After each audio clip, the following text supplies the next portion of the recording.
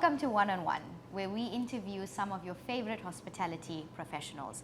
Today we have the leading lady with us, Panchali Mahendra, President of Atelier House Hospitality, in affiliation with Alta Maria from New York City. Welcome, Panchali. Thank you for having me. It is such a pleasure having you here on the show. I'm delighted that you have the time because I've got great questions for you. Amazing. I was excited. I was wondering when my turn is going to come. So you have a very successful hospitality career. You have been doing this for over 18 years. You spent over 10 years in the Middle East. True. And you have so many accolades. Such a busy woman and so successful at that. One of your recent accomplishments is being the winner of the highly commended award for Hospitality Heavyweight, which we're thrilled for you, by the way. Thank you. No pun intended. No pun intended, exactly. Congratulations yet again on that. Thank you. That was very humbling. I would like to start this interview at the very beginning. So if you could tell me when your love affair for the food and beverage industry began. Right. I think the love for the food and beverage industry began in two phases. One was really early because I grew up in a foodie family, and I grew up in these two cities that are wonderfully known in India to be the food districts. So one is Hyderabad and the other one is Lucknow, which was highly dominated by the Nizams and the Avdi cuisine. So I grew up around food, and I grew up in a joint family in a very early stage of my life where food was everything. We all got together to eat. So I think that was in the DNA, and that's where it started. And I think the second part of my life was by mistake, is I would like to say, or I don't know, it was planned. I used to play basketball for India, so I was a basketball player. And then my father decided for me that I was turning very tomboyish and that I needed some polishing, so he should send me to a hospitality school. And that's how my love for hospitality began, by mistake, as I say it. Went to a hotel school to get polished, but I don't know, became probably more rowdy and more tomboyish, gave me the strength, and I realized how much I loved the industry and how much I loved being a part of it, and that's when it's been with me the last 20 years now. Well, we'll have to meet your dad and thank your dad for doing us the pleasure of bringing you over to the hospitality industry. Well, he's watching us from heaven above, but you know, he's been my guiding angel, and yes, I'm thankful to him every day. Now, I know you've started very young in the hospitality space, but I wanted to get a real sense of when did it dawn on you that, whoa, okay, I could have a very successful career if I continue in this path. When was that moment for you? I think it was when I got recruited by this amazing gentleman, who's my CEO and my founder, and who also found me, and sitting all the way in New York. And you know, as luck would have it, he interviewed me to open Atelier House Hospitality 6 years back. And they were already running this massive group called Alta Maria in New York with all these Michelin stars under them, and you know, big celebrity chefs. And I was a nobody, but I don't know how he found out about me, and he interviewed me, he liked me, and he said, I would like you to open this company and from scratch. So it's a big responsibility, and that's the time that little thing inside me said that, well, I must have something, somebody must have seen something for me to give me a huge responsibility. At that time, I didn't realize where we would go, how this journey would have been, but now that I sit back today and I realize, and I was like, it's been a great and a very exciting journey. So yes, that was the first time when somebody, a man, entrusted a young woman to run and start a company. I think that is when, I think that's the first feeling that came to me, yes. And a lot of people have said that they are able to see my integrity through my eyes. And I speak straight, and I'm very honest. And above everything for me in my entire career, in my life, honesty is important, especially if it's work, and that integrity is important. And I think that's the first thing that he saw. And probably the second thing was that I was hungry. I had that ambition somewhere there that I want to go ahead and do something, and I know my business, so take a chance at me and I won't prove you wrong, and hopefully he's happy right now. So. Look at that. Yeah. He bet on the right horse. I hope so. Speaking on the topic of gender, I often get questioned a lot about gender representation, and I know I'm not the only one in this industry, right? And while and I'm sure you will agree, there's so many incredible women in this industry, but the reality is that it's largely driven by men. As a female powerhouse, What is your take on this? Have you felt disadvantaged in this space? What's your experience been like? I think, in the beginning of the career, of course, there's been huge obstacles when I think as women we have been doubted for our credentials, for our potential, that are we going to bring the same content, the same experience, the same material, or the exposure to the table versus, versus a man. But I think the more you prove yourself and you work harder, and now in this span of my time, I think I'm being taken seriously. Very good time for all of us to be in the era that we are in, that the voices are reaching out. Now I see so many amazing women around me flourishing. I would like to believe, 12 years back when I came to Dubai, there were hardly any women. Women were always there as restaurant managers, as general managers, we heard of them, or in revenue management or sales. But I think as chefs, as restaurateurs, as operators, there were very, very few. And now it's amazing to see there are no boundaries. Like I know, and most of them are my friends today, and there's so much support, and they're all rising and shining. So good time to be. I think the voices are being heard, and nothing is being stopped. I think we as women are now being taken seriously. And I'll tell you what, and this is a constant conversation we have, I think even men have started realizing that women multitasking skills is better than theirs.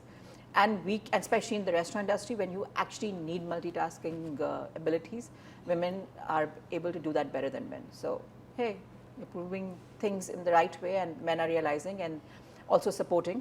I can't say much about the whole gender thing because there is a man who believes in me. But in our portfolio, especially in the headquarters, we have 60% women and 40% men.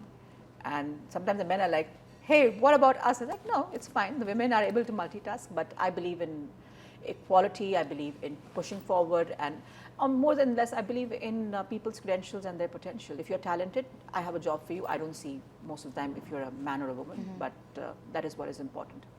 I mean, I love your answer because for me, I also feel like it depends on your individual experience as well. We're not taking away anything about history or what the reality or the numbers or the statistics, but I think it's also an individual experience. So like you said, there was a male, a gentleman who saw something in you, and he was like, listen, I want to give you a shot. Right. And sometimes that's the lack, it's the opportunity. Exactly, that is there is the opportunity, but then how many times also you have to understand, are women actually going out there and pushing forward and being really ambitious? And I think once any woman tends to do that and pushes for herself and is ready to say that, okay, you know what, I got it, I'm going to do it, I think people out there will understand and see the potential in women and give them a chance. But I'm more than happy to see that it's happening right now. There is a lot more education around it, there's a lot more voices being heard, and there's a lot more, I think, a path that now, if hopefully I am leading one as a leader and leading that path and say, like, listen, anything is possible. And especially in our industry, restaurant business, and especially in Dubai, it's a very, very male dominated. It's not easy. And in terms of running a group of restaurants, not just talking about being an entrepreneur or a restaurateur for one restaurant, but to a group, it's a difficult thing. But if I can do it, I'm sure there are so many other more talented women that can actually go ahead and can do it too. And we have so many other examples with us right now. This is very true. I think it's a very beautiful time to be in this space, in this region. Absolutely. The opportunities are there, and we have to push for it, fight for it, move the crowd. We have to get in there and get dirty and get what we want instead of waiting, I guess, for somebody to hand it to you. True. This is the line that I say, right now I think Dubai is that soap, is that series that has the highest TRP and the whole world is watching. So it's the #1 show right now, and that's what the F&B industry is. We are the #1. We have the highest TRP in the world. Everyone's watching. I like that. So I want to know if you could give advice to young women, maybe even your younger self. If you could go back to Panchali when she was 20-something years old at that first job in Oberoi, and you could give her advice that would give her the confidence that she needed to sit with the big boys at any table, what would you tell her? I think not just my younger self, I will tell myself even like a week back that I keep working on towards it, and to any other women who are looking out there and younger people, is first of all become rock solid within. Don't let things impact you. Once you're growing, once you're working hard, once you get any sort of visibility, there's a lot more thrown at you. The berration will always come. There's a friend of mine that I went on an India trip with. She mentioned something and it stuck with me. When you're in a room, there's always that 1/3. There are, one third of people who love you, 1/3 of people who hate you or dislike you, 1/3 people don't know much about you. Where should you concentrate? So concentrate on the people who love you and don't bother about the rest. And I think that's something I'm trying to tell myself every day, that don't bother about what comes through you, what people throw at you. Just focus, know where the path is, where the journey is, and just tread on that. And believe in yourself. Anything is possible, anything, and especially in today's day and age, anything. So when I was younger, would I be able to, there were a lot more question marks. I think I wish I didn't have too many questions, but solutions for myself. But patience, perseverance, and passion. These three, you got it, you work on it, it'll stay. I think that's great advice, and I think I love the way that you segmented it, because you can please some of the people some of the time, but you can't please all of them all of the time, right? There you go. And you've got to be true to who you are. But you want to, right? Of course you do. Innately, you want to. And then it consumes you, and then it bothers you, and it has done. And then you understand it's a people's industry. You meet hundreds of people, and at some point you cannot please everybody, and you have to let that go. And that's what I would tell people for this industry specifically. Don't be bothered. It's fine. There'll be good days, there'll be bad days. But yes, you have to please some of the people some of the times. Yeah, yes. because you want people to like you, but at some point you got to like yourself enough. That's true. You just got to like yourself enough. Self-love. Exactly. What is your biggest concern about the future of hospitality? I think talking regionally and locally, of course, I'm, like we said, I wake up every day and there is news of, hundreds and tons of restaurants this opening. And my concern is there a thought process behind it? What is exactly happening? I hope there is a solid plan, because right now I just feel like we're all riding the wave, and I don't know where this high tide could convert into, a tsunami. So I am worried from the perspective of a saturation point, because as much as we are already, if you compare the ratio to other metropolitan cities in the world, the restaurants are in a much higher spot to, the per capita right now here, the demographics. And the numbers are not going down. The restaurant openings are increasing. So I'm just worried about the industry on a whole, that a lot more closures will start happening at a very early stage than, having the capacity of even 3 to 4 years or 5 years. So my only worry is there going to be a control system, because the population is not increasing to the level people are thinking for the way the restaurants are increasing.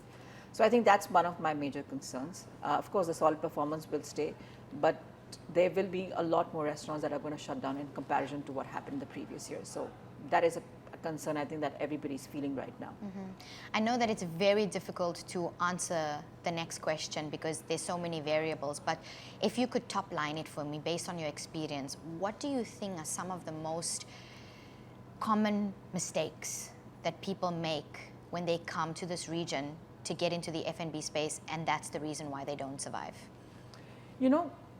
I wish there was a simple answer to it, but one thing I've realized is, and been a part of almost 60 to 70 restaurants in the last 12 years with my consulting background and working here, and I've seen most of them just shut down without any reason. It is a very unpredictable market. As much as I like to say that, it could be the interiors, or it could be the location, or it could be the food, or the R&D, or the due diligence wasn't done, or they didn't really, people had the money, they didn't hire the right consulting firms. There are two factors to it. One is that it is absolutely unpredictable. I've seen one of the most beautiful restaurants that I had curated almost, with my previous company 10 years back, and that was supposed to make waves, closed down.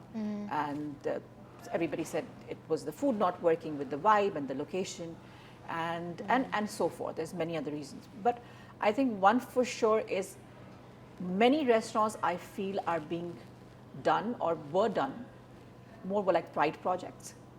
I don't know if there was an involvement as a financial and a revenue generating agenda behind it, but I think that those pride projects sometimes have not seen through the real due diligence and the right parties, and they're like, you know what, I want this, I will open it, I feel like doing it. So there are many portions to that. So when your R&D is not done properly and something just opens up, then I think that calls for disaster, unfortunately, and that's what happens. And this is getting a very tough market, and competition is all-time high. People are traveling a lot. The Michelin guys are here, the 50 best is here, so everybody wants to be in Dubai, and they are coming in, left, right, and center. So if you are not there, up there, and you've not done your work thoroughly, the chances of you exiting the scene is going to be much quicker than a couple of years back. So this is what's going on. That speaks volumes, because you don't really see it as a consumer, I guess, but if you're in the industry, you see it very clearly, that the same amount of locations that are opening, it's because even more are closing down. Yep. Let's talk about what you love about this industry, because there's a lot to love as well. What are some of the things, because like you mentioned, this is a tough industry, but what keeps you here? What motivates you to stay in this F&B space? What do you love about it? It fills and checklists all my ADHD boxes. First of all, this industry is on adrenaline all time. I say I don't need coffee or I don't need anything else, and it's a 24-hour job that you require. And what I love about this industry is you're a jack of all trades. You get to do construction, you get to do interiors, you get to do HR, you get to run numbers, you get to eat, and you get to drink. And you get paid to do all of that, so who wouldn't love it? And so it kind of takes a lot of things that you can do in one space instead of just doing one job every day for the rest of your life. Every project is different, every journey is different, so I think this is what gets me going. And above all, you get to meet amazing people like yourselves and make friends, and this is the best part of it, that I'm a people's person, I love people, and I hope I'm friendly. Some would like to think you are so. the most friendliest. So we get to meet new people every day, and you get to chat and listen to stories over, great food and great drinks and great vibes. So one of the first things that I noticed about you when I met you was your infectious energy. You have such a beautiful energy. Thank and you are a person's person, that's for sure. It takes one to know the other. I appreciate that. I love what you said about the diversity of this industry and the people that make this industry what it is. These are really, really beautiful things to want to come into this industry for. However, there is this conversation that I've been having a lot with other professionals in the space, and it's the issue of getting younger people to want to get into this industry. I will have to say, I think that the narrative has changed. It used to be, young people go into the restaurant business as servers because they need extra cash for university till they get that dream job in Wall Street or whatever the case may be. But I think today, because of the likes of you and other peers, people are seeing a real career in this that isn't just the dirty job, if you will. It's looking less and less like a dirty job. But what's your take on that? Do you still feel like young people are not getting into hospitality enough? And how can we attract the next generation of hospitality professionals? I mean, I personally think that hospitality schools and I think a lot more people are keen in this industry, because when you talk about hospitality, it's not just about in service or as a chef. There's so many new opportunities around the whole industry that is coming up, whether it is in production of in kitchens or tableware or artistic stuff or designers or revenue management and marketing and social media. So I think back in our days, I would say 20 years back, when I started I did my hospitality graduation, there was 3 things that you could do. You could be a housekeeping personal, you would be cleaning dirty stuff, or you're cooking, or you're in the front of the house, or you're doing revenue management. That was a new thing that came up. But today you have so many other avenues that now people can genuinely look into doing it. I still feel there's a lot of scarcity with the skills and the labor. And that has to do with the gigantic and the enormous industry that we've built, that finding the skilled labor is a huge issue. So yes, I would still think that's, in comparison to what is required in the world right now versus the enrollment, I think in good hospitality schools there's a deficit there. And I think a lot more people are probably finding the ways around than be in the industry, because they understand also that it's not easy to be chefs and work for your 17, 18 hours of shifts. So there is that deficit again, I personally feel. But then it could just be that we're sitting in in an area, in a region where there's just too many restaurants and too little talent right now. So that could be a reason. What if anything, do you have a solve for that personally? Do you know what could be done if you had the power to fix that? What would you do?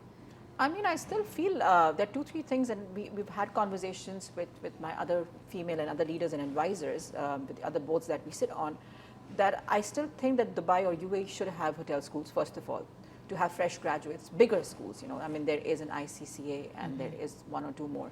But I think there should be a genuinely as big as your Cordon Bleus or your Cornell, or in that capacity, or in India we have, the IHMs or the OCLDs. And so Dubai should, or UAE should have a big hospitality school that those interns can come in and work and then actually see. And I always feel that why don't we? Imagine these interns would get an opportunity, which we didn't have, in 1 month to probably work with 10 different Michelin star chefs and restaurateurs who have everything, which we had to beg and plead to even find a small internship to go out of the country or somewhere else to, get that 1 week or 1 month or 3 months of internship. But today you can, in 1 month, work in 10 different Michelin star restaurants, in Dubai itself. So I personally think one solution is to have something that infrastructure in Dubai. But I'm also looking at now, because I'm from India, we're trying to collaborate with Indian schools, and I'm trying to get some interns, and we're working on that because of my restaurants in India too. And we're bringing out interns and fresh graduates to start recruiting them directly, and they're very keen because they see the opportunity of the background that we bring in and what value will be added on there. So they're getting smarter too. So that is one thing that I'm doing for now. Now I'm visualizing what you're saying, and I think that's actually a brilliant idea, because interns, if they just get a sense of what it's like early on in hospitality, they will grow to love it, and they will see all these different avenues, like you've mentioned, that it's endless. Right. And the hospitality space could use these bright budding minds that are eager and hungry to come into the space. Exactly. And then you can always, even recruit them, and they are part of it, they do their internship, and once they graduate, come back and work for the company. So I think that's a brilliant idea. What would you be doing if you weren't doing this? Man, I wish I was playing basketball still. Like, I love it. And there are times when I see some kids playing, and I just take the balls from them, and I literally sometimes go and snatch it. I really, really wish I was playing basketball. But you know what? Never thought of this question before, that what I would be doing. I was very, I always wanted to wear uniform. So I wanted to be in the Navy or an Army officer. But I realized at some stage in my life that to be an Army officer in India, you had to study science. And I hated science. I didn't like my physics and my chemistry and my maths. I'm a commerce person. So I think I would have probably, if I had it in me, I would have joined the military, the Army. And my husband is in the Army, so when I see him doing what he does, I have a lot of pride and that patriotism. So that's what probably I would be doing. Let's talk a little bit about Atelier House Hospitality. Tell us what your day looks like. What are you working on right now? As the president of the organization, what is the key goals for you for the rest of this year? So right now there is chaos, organized chaos going on, because I personally think in a positive way we grew organically, but also very quickly in the last 5 years, with almost 10 portfolios in our profile and now 3 countries. This year is very, very busy. We just opened a restaurant in India, the world's first Indian-Japanese concept called Inja, which is doing extremely well and now running on its own. It's been 3 months. And I think our next project is we have partnered with another group in Dubai, and we've taken over, I think it came in the news, it was called Fat Uncle. So I've taken that space from them, and I'm curating a very different cuisine and a concept altogether, and it will be announced next month. And again, under Atelier House portfolio, we always like doing different things. So if you see, I have a French, an Italian, a wood fire immersive, and Japanese, an Indian. So this one is going to be a very different concept. And then after that, I think we have 4 or 5 openings around this year, including Saudi Arabia and Dubai. And then we have a 100% sustainable concept in a beautiful, iconic location in Dubai that will perhaps open in the last quarter of this year. And then we have our homegrown brand Mohalla opening its 3rd location end of this year in Riyadh. And with the same partners in the group in Saudi Arabia, I'm opening one of the most fine dining, probably the world's most fine dining Indian restaurant called Mantra in Saudi Arabia, again in an iconic location. So this is what Atelier House is up to, but we also have a huge collaboration to announce about, can't say it on camera, but very soon it will be out in the newspapers, and that is what is going to put, I think, Atelier House onto the next pedestal. So, as the president, for you as a lead, wearing your leadership hat, what is the most important things for you before this year is over? I think A is obviously, the revenue part of it, to make sure that, the restaurants and the company overall is profitable. I'm always, I'm responsible for making sure the bottom line is healthy. That's the main thing, to keep the business going. To make sure that my team, my kids, my colleagues, they're all growing. Nobody's bored and nobody's looking out for the opportunities, and we are all happy and flourishing together, and everybody's busy. I think that's overall, that's the bottom line. But just, creatively just expanding to different, looking at more different regions. India being a vast country close by, there's going to be a lot more announcements for India as well.